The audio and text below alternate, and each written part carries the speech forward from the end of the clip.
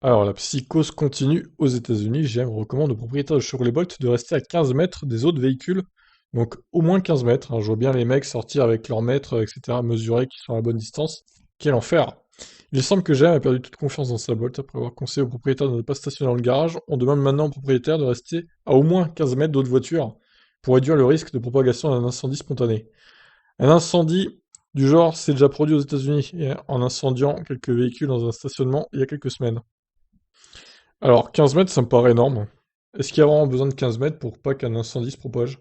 Je pense que, allez, 7-8 mètres, ça peut passer, non? Je sais pas. Dites-moi en commentaire.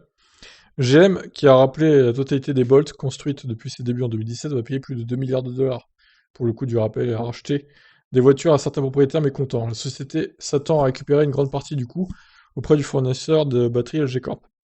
Les nouveaux conseils risquent d'irriter les propriétaires qui limitent déjà leur utilisation de la Bolt pour éviter de le faire surchauffer la batterie et de risquer un incendie.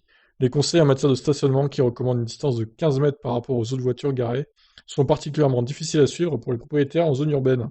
GM a déjà confirmé des incendies.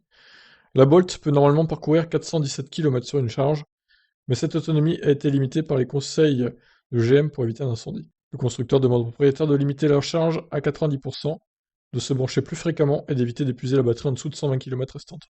Il est également conseillé de garer la voiture à l'extérieur immédiatement après la charge et ne jamais laisser charger à l'intérieur pendant la nuit. C'est toutes ces conditions, quoi, ça doit dégoûter les gens, franchement. C'est horrible.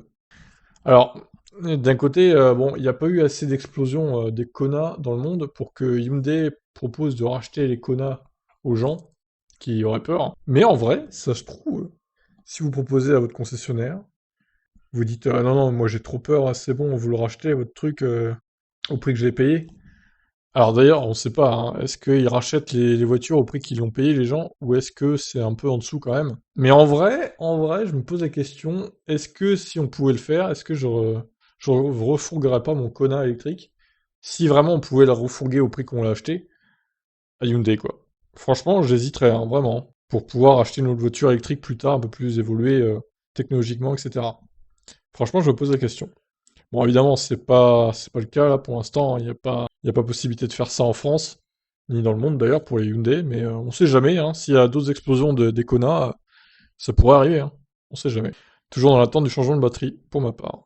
Bon bah voilà, la psychose continue aux États-Unis en tout cas, avec Chevrolet, entre Chevrolet et LG.